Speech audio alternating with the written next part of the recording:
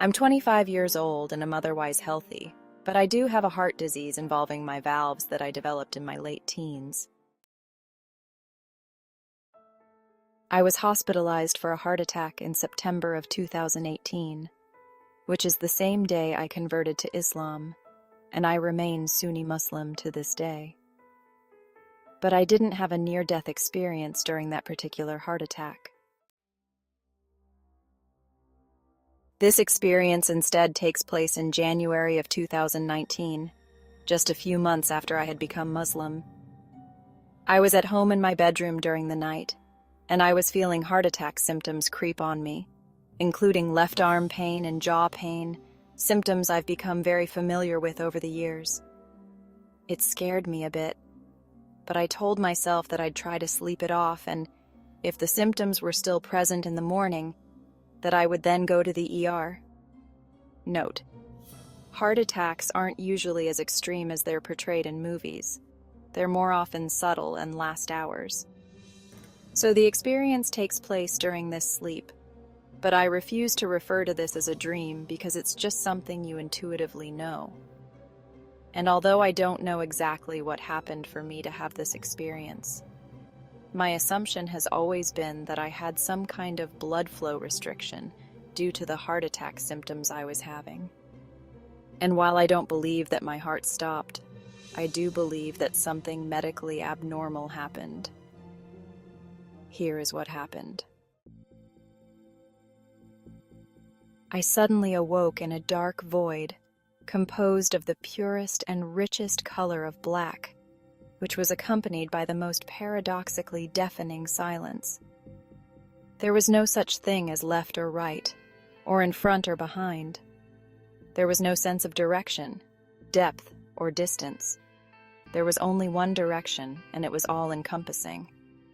And I didn't have a body. Instead, I existed without any form, with only my consciousness. And this entire experience, from beginning to end, was nothing but this void.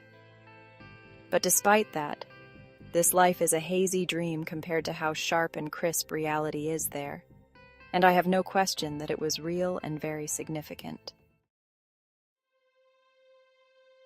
The first thought I had upon awaking in this void was, how long have I been here for? And I couldn't answer that question. It felt like I had just gotten there a moment ago. But it also felt like I had been there for thousands of years. If someone would have said, "You've been here for 5 seconds," and if someone else interjected and said, No, he's been here for 5,000 years, then I wouldn't have known who to believe, as they both would have seemed to be equally reasonable possibilities.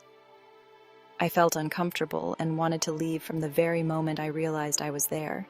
But my inability to measure time made me feel hopeless because I couldn't determine my starting point, which made me question whether or not there was even an end point. So, there was this concern I had that I was going to remain there forever, with no escape. The stillness of the void and its silence was overwhelming and gave me the greatest sense of boredom imaginable. I wanted some sort of change to happen, like a person to speak to or a bird to fly by, anything but the void. This problem, along with the hopelessness of being able to leave, left me terrified. But then I had a solution. I had the intention in my soul to commit suicide. And for a moment I felt relieved because I thought I could escape the void if I killed myself. But then I realized that it's not possible to simply extinguish my consciousness. I realized that my soul is immaterial, and that you can't just not exist. That you have to live with your soul and the consequences of your actions and intentions wherever you go. When I had this realization, I suddenly underwent the most extreme panic and terror I have ever experienced. Was my only hope of leaving, and it turned out to be false and impossible. And this further convinced me that there was no escape from the void. It was like my soul was on fire, and I understand now why hell is described symbolically with fire. When things are cold, the atoms are more still, and when they're hot, the atoms are moving extremely fast.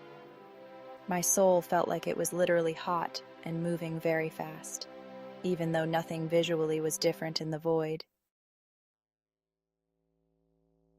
The next thing I noticed was that I could sense two angels had been observing me the entire time. Their presence was evident and unmistakable, but I never saw them in a visual form. It was as if they had 10,000 eyes looking at me from everywhere, but they weren't visually looking at me. Instead, they were observing me inwardly in my soul, and they were examining my thoughts and intentions as well as the quality of my soul itself.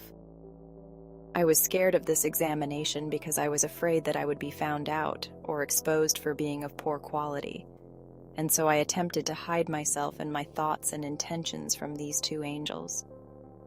I didn't want them to know about me and what I had been experiencing. But then they said something to me, except it wasn't through speech or even telepathy. It was more like speaking through action. To translate into English, they basically said, "Oh, you want to hide things from us?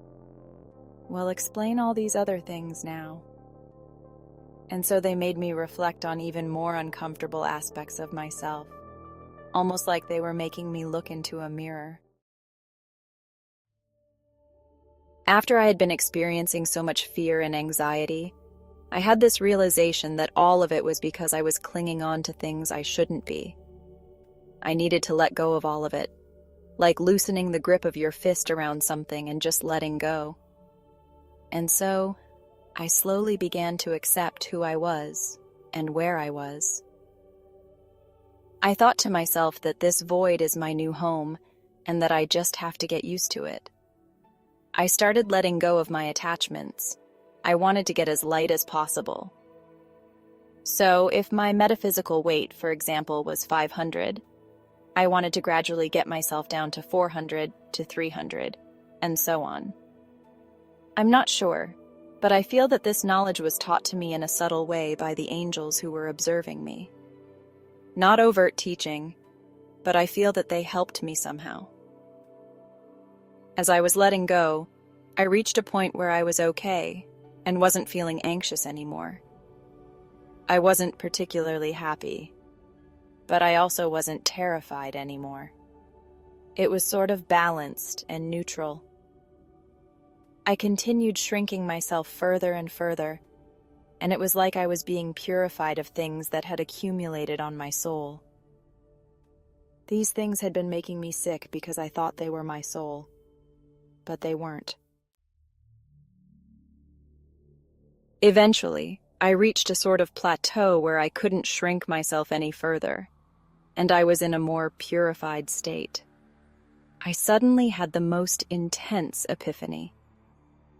It was the epiphany or realization that there is no I except God, that I myself am illusory, and am merely a single ray of light shining out from God, out of a multiplicity, and that I don't ultimately exist at the highest level of reality.